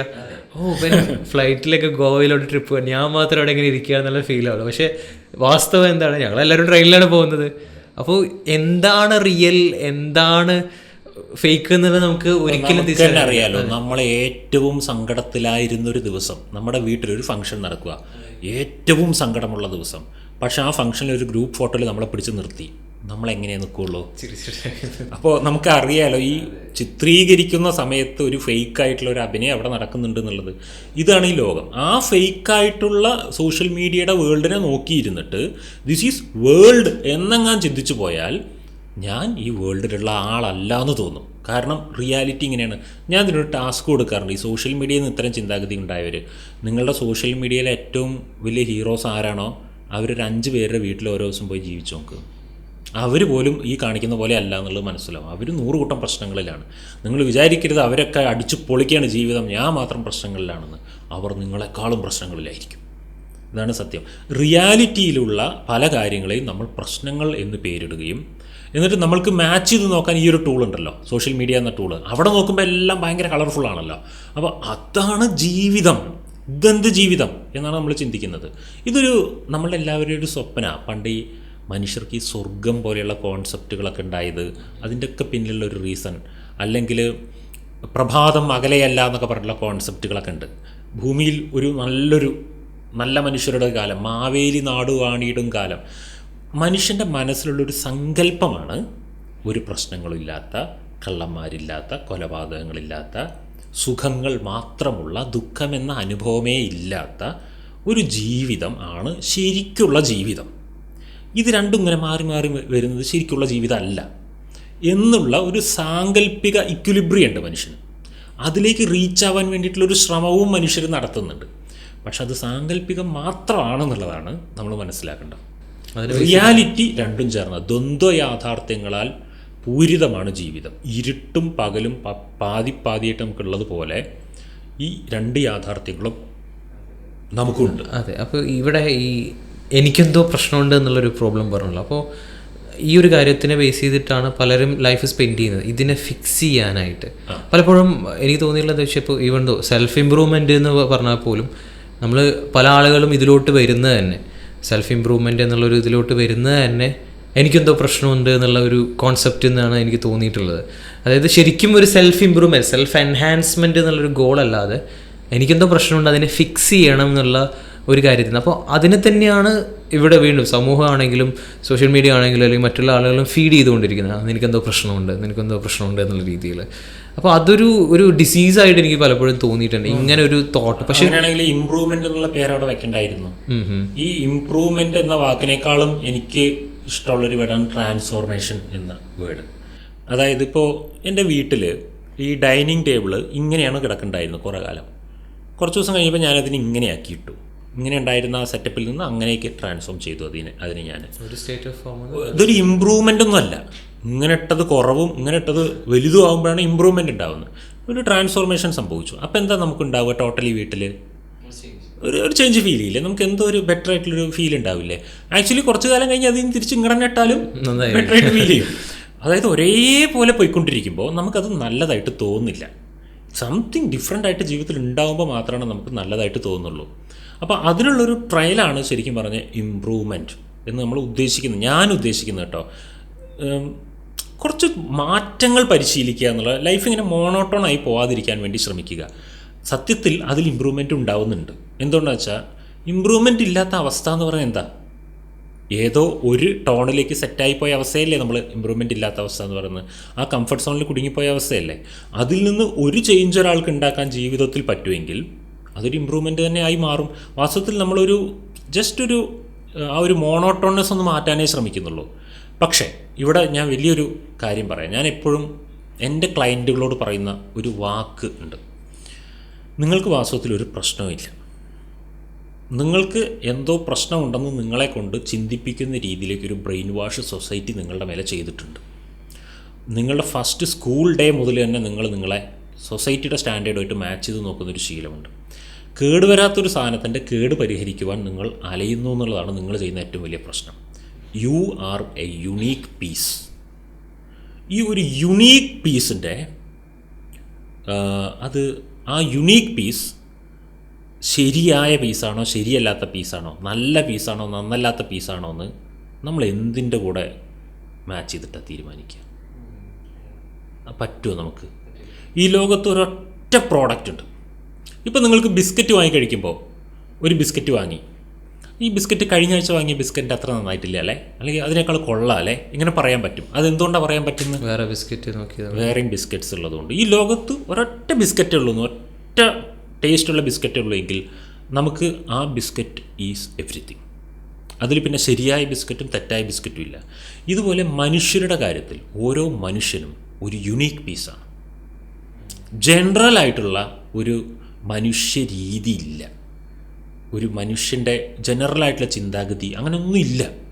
സൊസൈറ്റിയിലുണ്ട് എന്ന് വെച്ചാൽ പൊളിറ്റിക്കലി ഒരു കോൺസ്റ്റിറ്റ്യൂഷൻ്റെ അണ്ടറിൽ നിൽക്കുമ്പോൾ അതൊക്കെ ഉണ്ടെന്നല്ലാതെ ബാക്കി പല കാര്യങ്ങളിലും നമുക്കൊന്നും ഇതിനൊന്നും ജനറലൈസ് ചെയ്യാൻ പാടില്ല.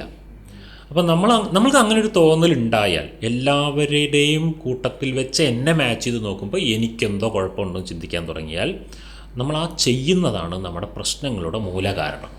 കമ്പയർ ചെയ്യുന്ന ഒരു അപ്പോൾ ഞാൻ എപ്പോഴും പറയുന്നൊരു പോയിൻ്റാണ്, you are just A human being. നിങ്ങൾ ശരിയുമല്ല തെറ്റുമല്ല. നിങ്ങൾ പോകുന്നത് ശരിയായ റൂട്ടാണോ തെറ്റായ റൂട്ടാണോ എന്ന് മാച്ച് ചെയ്യാൻ ഇവിടെ ഒരു ടൂളും ഇല്ല. ഞാൻ ഇത്രേ പറയുള്ളൂ, കോൺസ്റ്റിറ്റ്യൂഷൻ്റെ അണ്ടറിൽ ജീവിക്കുന്നതുകൊണ്ട് അതുപ്രകാരം നിങ്ങൾ തെറ്റൊന്നും ചെയ്യുന്നില്ല എന്ന് ഉറപ്പ് വരുത്തണം. ആസ് പെർ ദ കോൺസ്റ്റിറ്റ്യൂഷൻ ഞാൻ സൊസൈറ്റിയിൽ നീതിന്യായം പാലിക്കുന്നുണ്ടെന്ന് നോക്കുക. വേറെ ഒന്നിലും ശരിയും തെറ്റും നമുക്ക് നോക്കാൻ പറ്റില്ല. എനിക്ക് തോന്നുന്നു അങ്ങനെ ഒരു അക്സെപ്റ്റൻസിലോട്ട് നമ്മൾ വരുന്ന സമയത്ത്, അതായത് ഓക്കെ എനിക്കിങ്ങനെ ചിലപ്പോൾ ആദ്യം നമുക്കൊരു പോരായ്മയായിട്ട് തോന്നുന്ന കാര്യങ്ങൾ, അപ്പോൾ അതിനെ അങ്ങോട്ട് ഒരു പ്രശ്നമാക്കാതെ ലൈക്ക് ഞാനിങ്ങനെയാണ്, എൻ്റെ യുണീക്ക് ഡിസൈൻ ഇതാണ്, ഞാൻ ഈ ഒരു ബോഡിയിലാണ് ജനിച്ചത്, എനിക്കൊന്നും ചെയ്യാൻ പറ്റില്ല, ഞാൻ ഈ കളറിലാണ് ജനിച്ചത്, എനിക്കൊന്നും ചെയ്യാൻ പറ്റില്ല, എനിക്ക് എന്തെങ്കിലും ഇമ്പ്രൂവ്മെൻറ്റ്സ് ഒക്കെ ചെയ്യാൻ പറ്റും, മേ ബി എന്തെങ്കിലും എൻഹാൻസ്മെൻറ്റ്, ബട്ട് ലൈക്ക് എനിക്കത് പ്രശ്നമുണ്ടെന്ന് വേണ്ടിയെന്ന് വെച്ചാൽ എനിക്ക് സമാധാനത്തോടെ ജീവിക്കാൻ കഴിയില്ല. അപ്പോൾ ബെറ്റർ ആയിട്ടുള്ള കാര്യം എന്ന് പറയുന്നത് നമ്മളെ എങ്ങനെയാണോ ഉള്ളത് അതുപോലെ അക്സെപ്റ്റ് ചെയ്യുക എന്നുള്ളത്, അത്ര ഹാർഡാണെങ്കിലും. കാരണം അത് അല്ലാത്തൊരു ജീവിതം എന്ന് പറയുന്നത് നമുക്ക് ഒരിക്കലും പ്രൊഡക്റ്റീവ് ആയിരിക്കില്ല. കാരണം ഞാൻ എപ്പോഴും എൻ്റെ ഉള്ളിലുള്ള ഈ ഒരു സമാധാനം എന്താണ് ഉദ്ദേശിക്കുന്നത്, ഞാൻ എപ്പോഴും ഇങ്ങനെ ചിന്തിച്ചു അവർഷണാത ബോധത്തിൽ ചിന്തിക്കുമ്പോൾ എനിക്ക് ഒരു കാര്യത്തിലും ഗുഡ് ആവാനും പറ്റില്ല. കാരണം ഞാൻ ഈ തോട്ടിൽ തന്നെ ഇരിക്കുക, അപ്പോൾ ഞാൻ കോൺഫിഡൻ്റ് ആയിരിക്കില്ല, അല്ല ഞാൻ സമാധാനത്തോടെ ഒരു കാര്യത്തിലോട്ട് ഇറങ്ങി ചെന്നിട്ട് ഓരോ കാര്യങ്ങൾ ചെയ്യുന്നുണ്ടാവില്ല. അപ്പോൾ ഞാൻ ജീവിതത്തിൽ മുഴുവൻ ഒരു സീറോ ആയിട്ട് മാറിപ്പോവും. അപ്പോൾ അതെൻ്റെ ആ ഒരു അപകർഷണാബോധത്തിനെ വീണ്ടും പ്രൂവ് ചെയ്യായിരിക്കും ചെയ്യുന്നുണ്ടാവുക, ഞാനൊന്നുമല്ല, ഞാൻ ഒന്നിനും കൊള്ളില്ല എന്നുള്ളത്. പക്ഷേ ഞാൻ പലപ്പോഴും നോട്ടീസ് ചെയ്ത കാര്യം എന്താണെന്ന് വെച്ചാൽ, ഇപ്പോൾ ഞാനിങ്ങനെ ഇടയ്ക്ക് ഇങ്ങനെ പല സിനിമ സ്റ്റാർസിനെയും നോക്കാം. അപ്പോൾ സിനിമയിലൊക്കെ ഈ ബ്യൂട്ടി സ്റ്റാൻഡേർഡ് എന്ന് പറയുന്നത് വളരെയധികം ഇമ്പോർട്ടൻ്റ് ആയിട്ടുള്ളൊരു ഏരിയ ആണല്ലോ. പക്ഷേ അങ്ങനെയല്ല പല സ്റ്റാർസുകളും അത്രയ്ക്ക് ബ്യൂട്ടി സ്റ്റാൻഡേർഡ്സ് എന്ന് പറയുന്ന രീതിയിൽ പെർഫെക്റ്റ് ആയവരായിക്കൊന്നും ആയിരിക്കണമെന്നില്ല. പക്ഷേ ചില സ്റ്റാർസ് അവർക്ക് അങ്ങനെയൊന്നും ഇല്ലെങ്കിൽ പോലും അവർ ഒട്ടനേകം പേര് ആരാധിക്കുന്ന സൂപ്പർ സ്റ്റാർസായിട്ട് മാറാറുണ്ട്. അവർക്കൊരു എനർജിയാണ്, അവർക്കൊരു ചാമിങ് ആണ്.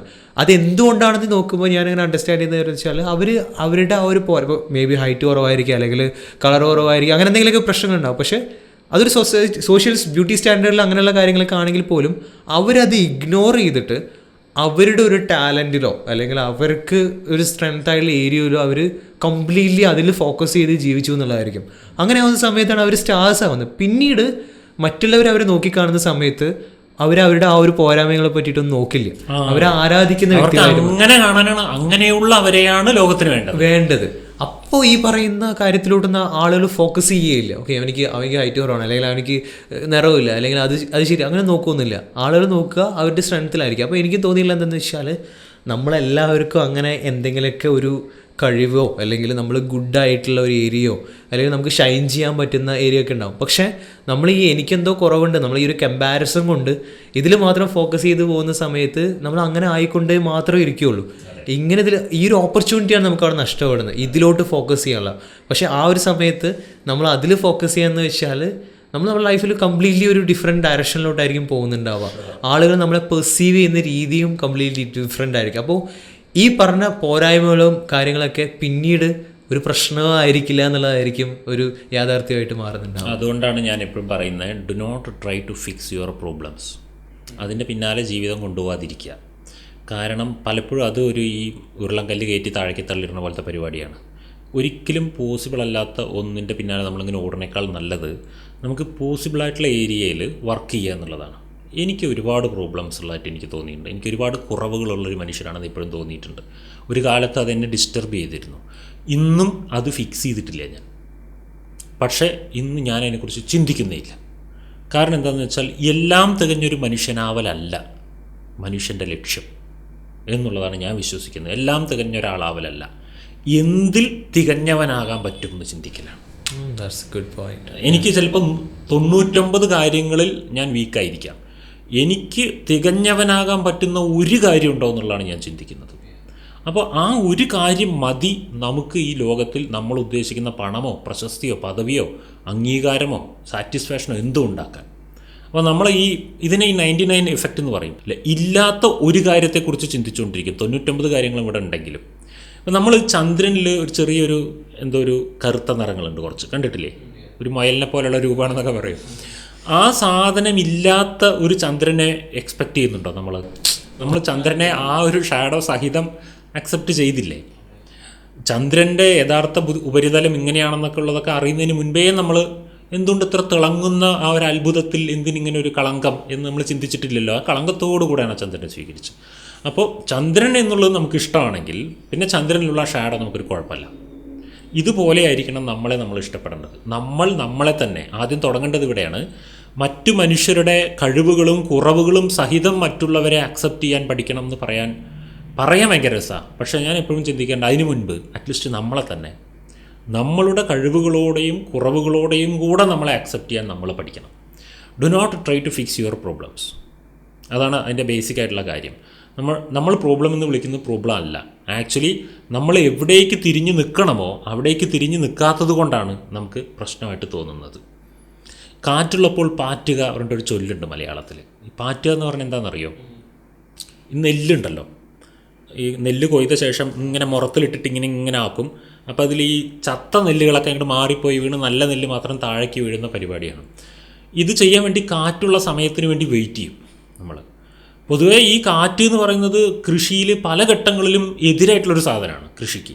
പക്ഷേ പാറ്റുന്ന മൊമെൻറ്റിന് ഈ കാറ്റ് വേണം.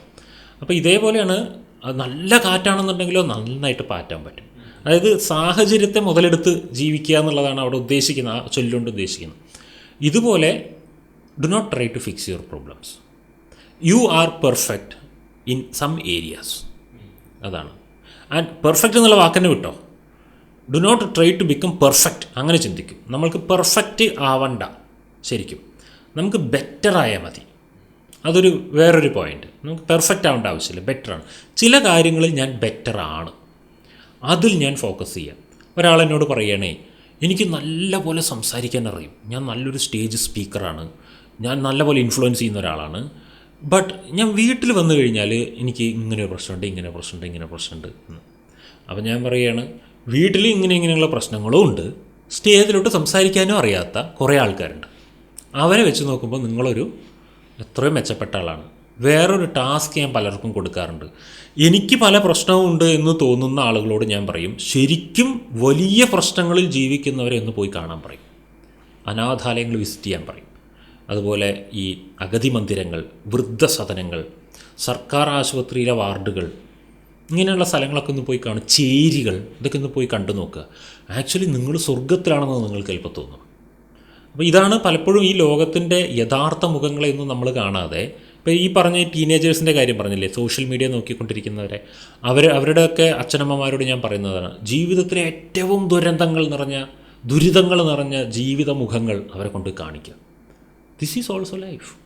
ഇതും കൂടെ ചേർന്നാണ് ലോക ജീവിതം, നിങ്ങൾ കാണുന്ന നല്ല ജീവിതം. അപ്പോഴാണ് മനസ്സിലാവുക ഞാൻ എത്ര സൗഭാഗ്യങ്ങളുടെ നടുവിലാണ്.